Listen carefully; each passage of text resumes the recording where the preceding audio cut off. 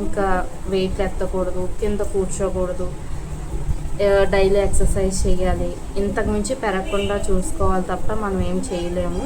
లేదా కొంచెం హెల్త్ బాగోక తర్వాత స్టిచ్చింగ్ పనులు కొంచెం ఎక్కువగా ఉండి కూడా వీడియోలు చేయలేకపోతున్నాను, అందుకని షార్ట్స్ అప్లోడ్ చేస్తున్నాను.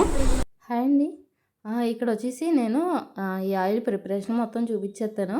ఇది వచ్చేసి పచ్చకర్పూరం అనమాట. దీంట్లోకి ముద్ద కర్పూరం కూడా వాడచ్చు, కానీ నేను పచ్చకర్పూరమే వాడతాను ఎక్కువ, అందుకని అదే తెప్పించుకున్నాను. దీని పేరు అంటే పుదీనా, అలాగే పుదీనా పువ్వు, వాము పువ్వు అనమాట. ఇందులో ఏది వాము పువ్వు ఏది పుదీనా పువ్వు అనేది నాకు తెలీదు, కన్ఫ్యూజన్.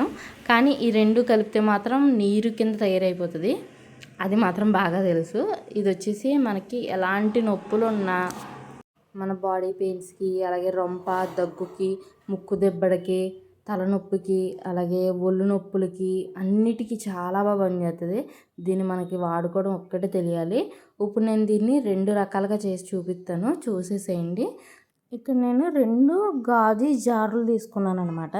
ఎందుకంటే మనం దీన్ని గాజు దాంట్లోనే స్టోర్ చేసుకోవాలి, ప్లాస్టిక్ దాంట్లో అది స్టోర్ చేసుకోకూడదు. 2 తీసుకున్నాను. అలాగే పచ్చకర్పూరం అనమాట.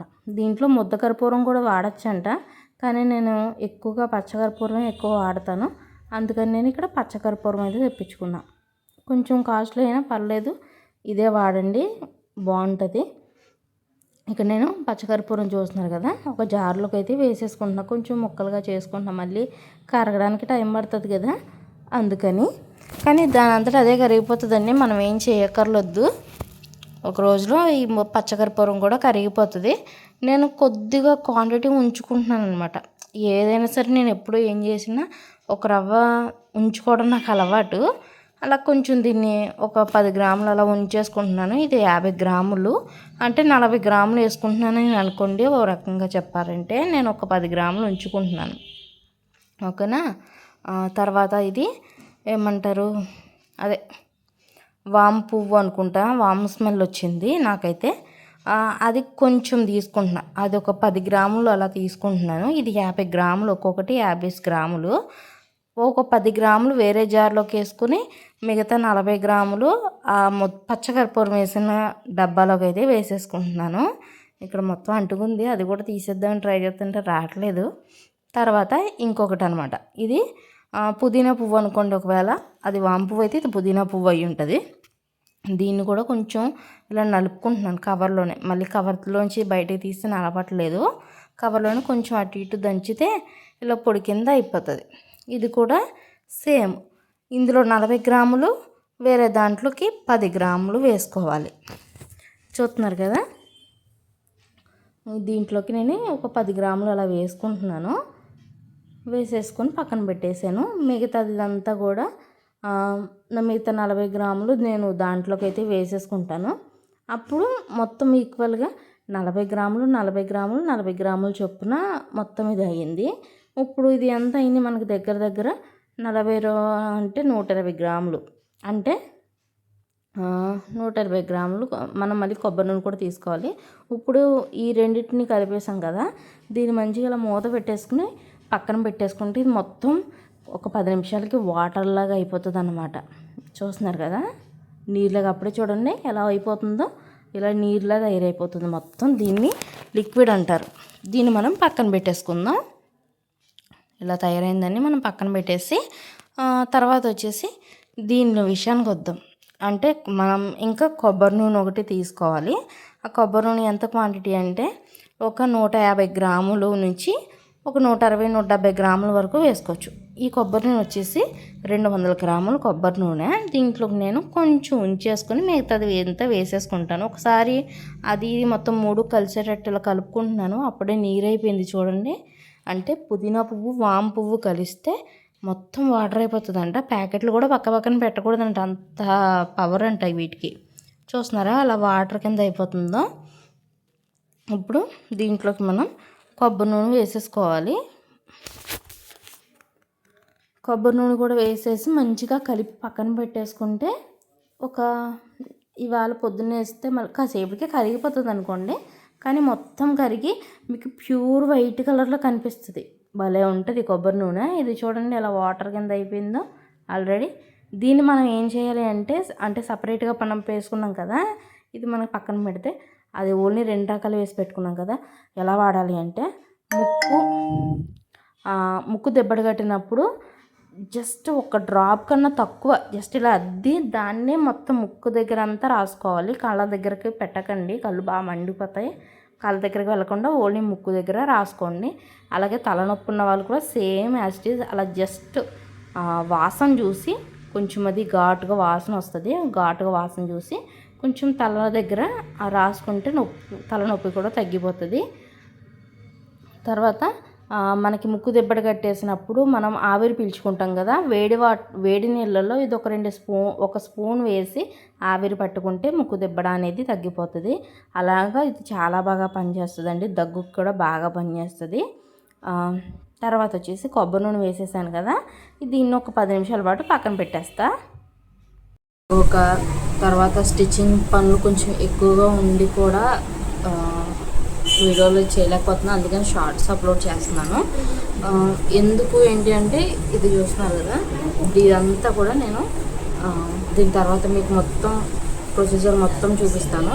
ఇది నాకు కాలి నొప్పికి అన్నమాట. ఎందుకు అంటే నాకు సయాటికా పెయిన్ అనేది ఉంది, అది కూడా కుడి కాలు నరానికి. ఇది నాకు కాలి నొప్పి కోసం అనమాట. చెప్పాను కదా సయాటికా పెయిన్ కోసం. సయాటికా అంటే చాలామందికి తెలియచ్చు, తెలియని వాళ్ళు కూడా చాలామంది ఉన్నారు. సయాటికా అంటే ఏంటి అంటే మన కాలి నరాలు వెన్నుపూస, మన ఇక్కడ హెడ్ కాడి నుంచి కిందకి వెన్నుపూసలోంచి నరాలు అనేది కాలి వరకు ఉంటాయి, అరికాలు పాదాల వరకు. అందులో మెయిన్ నరం అనేది మనకి వెన్నుపూసలో నొక్కుతుందన్నమాట. అలా అది ప్రెషర్ పెడుతూ ఉంటుంది, అప్పుడు మనకి పెయిన్ అనేది వస్తూ ఉంటుంది. అది నాకు సయాటికా పెయిన్ అనేది ఉంది. నాకు అది ఎలా వచ్చిందంటే ఆల్మోస్ట్ నాకు ఒక 12 సంవత్సరాలు అవుతుందండి. 12 ఏళ్ళ క్రితం నుంచి నాకు ఉంది, కానీ నాకు బయటపడింది ఎప్పుడు అంటే ఒక 6 సంవత్సరాల క్రితం నుంచి, ఒక 6 సంవత్సరాలు అవుతుంది సయాటికా పెయిన్ అని చెప్పేసి. అప్పటి నుంచి మెడిసిన్ వాడుతున్నాను, తర్వాత హాస్పిటల్ తిరిగాను. ఎన్ని చేసినా డాక్టర్లు అయితే ఒకటే చెప్పారు, టేక్ రెస్ట్ అని చెప్పేసి. ఇంకా వెయిట్ ఎత్తకూడదు, కింద కూర్చోకూడదు, డైలీ ఎక్సర్సైజ్ చేయాలి, ఇంతకు మించి పెరగకుండా చూసుకోవాలి తప్ప మనం ఏం చేయలేము, లేదంటే ఆపరేషన్లు అవి ఉంటాయి కదా తప్ప అయినా అవి సెట్ కాదండి అనేసి నాకు చెప్పేశారు.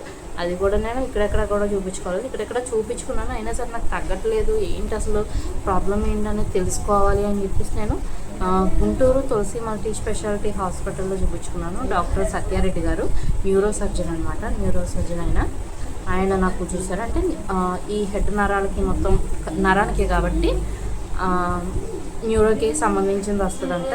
దానివల్ల నాకు ఆయనే చూశారు. నెంబర్ 1 డాక్టర్ ఆయన.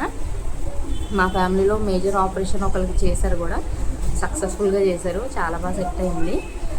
తర్వాత నేను కూడా వెళ్ళి చూపించుకున్నాను, ఇది ఎక్కడైతే బెటర్, మనకి ఏ ప్రాబ్లం అయినా వచ్చేస్తుంది బయటికి అనేసి నేను అక్కడ చూపించుకున్నాను. ఎంఆర్ఐలు పెద్ద ఎంఆర్ఐలు తీశారు. ఇంకేం చెప్పారంటే పర్టికులర్ ప్లేస్లో చూపించారనమాట, ఇక్కడ కాలినర నొప్పుతుంది, ఇంకా ఇంతకు మించి పెరగకుండా చూసుకోవాలి తప్ప ఇది తగ్గడం అనేది జరగదు.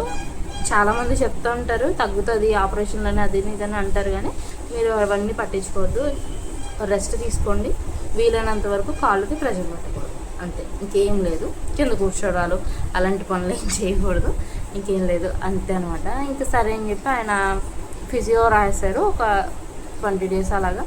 నేను ఒక 20 days అలా చేయించుకున్నా. నెక్స్ట్ ఇంకొక 10 రోజులు కూడా ఎక్స్ట్రా చేయించుకున్నాను. ఓకే, తర్వాత అప్పటి నుంచి బాగానే ఉంది. అంటే బాగానే ఉంది అంటే 24 గంటలు 25 గంటలు నొప్పి వస్తూనే ఉంటుంది. మనం మెలకు ఉన్నంతసేపు అది నొప్పి వస్తూనే ఉంటుంది. మనం మెలకు ఎప్పుడు వచ్చిన కాలు ఒకటే లాగుతూ ఉంటుంది, ఇంకా అది కంటిన్యూ. కానీ అంత ఎక్కువ ఉండదు, ఒక్కొక్కసారి బాగా ఎక్కువ వస్తుందండి. ఇవాళ నా ఫేస్ కూడా ఎలా ఉందో చూస్తున్నారు కదా, చాలా ఎక్కువ అవుతుంది. ఆ టైంలో ఇంకా అసలు కాలు పాదాల కాడ నుంచి మొత్తం ఇదంతా కూడా వాచిపోయి ఎప్పుడు వాచే ఉంటుంది, చాలా దారుణంగా నొప్పి వస్తూ ఉంటుంది. ఇవాళ అదే పరిస్థితి. చాలా రోజులుగా ఇది చేయాలి, ఈ మెడిసిన్ చేసుకోవాలని అనుకుంటున్నాను, కానీ కుదరట్లేదు. ఇవాళ ఇంకా మా వారు నా బాధ పడలేక, అంటే చూసలేక ఏం చేయాలో చెప్తే నేను అక్కడ తీసుకెళ్తాను, ఏ హాస్పిటల్కి చెప్తే ఆ హాస్పిటల్ తీసుకెళ్తాను, మీరు ఏం చేసినా ఇది తగ్గదు, ఇంక ఇది ఇంతే అని చెప్పేసి నేను కాసేపు బాధపడితే సరే అని చెప్పి నాకు గతంలో మా అత్తయ్య గారికి మోకాలు నొప్పులు ఉన్నాయి. అప్పుడు ఇది మా చిన్నాడు బొచ్చు గారు చేసి ఇచ్చారు. సరే ఒకసారి దీన్ని ట్రై చేద్దాం. మజిరాయిలు రాస్తాను నేను, ఎక్కువ పెయిన్ కిల్లర్స్ వాడను, ఎందుకంటే ఎక్కువ వాడకూడదు అని చెప్పేసి. మ్యాక్సిమం బాగా నొప్పి ఉండి తట్టుకోలేను అన్నప్పుడే ఒక 2 రోజులు ట్యాబ్లెట్లు వేసుకుంటాను అంతే. మీలో ఎవరికైనా కనుక ఈ ప్రాబ్లం కాలు నొప్పులు కానీ ఒళ్ళు నొప్పులు కానీ జలుబు, రొంప దగ్గు, అదే రొంప, తలనొప్పి ఇలాంటివి ఏదైనా ఉంటే, ఒళ్ళు నొప్పులు, కాలు నొప్పులు, పాదాల నొప్పులు, ఎక్కడ నొప్పులు ఉన్నా సరే ఈ ఆయిల్ చాలా బాగా పనిచేస్తుంది. దీంట్లోంచి వచ్చే లిక్విడ్ కూడా మనకి తలనొప్పి, జ్వరం, ఇటువంటి రొంప ఇటువంటి వాటికి బాగా పనిచేస్తుంది అనమాట. కఫం పట్టినప్పుడు అటువంటి వాటికి అన్నిటికీ బాగా పనిచేస్తుంది. మీరు కూడా తప్పకుండా వాడండి.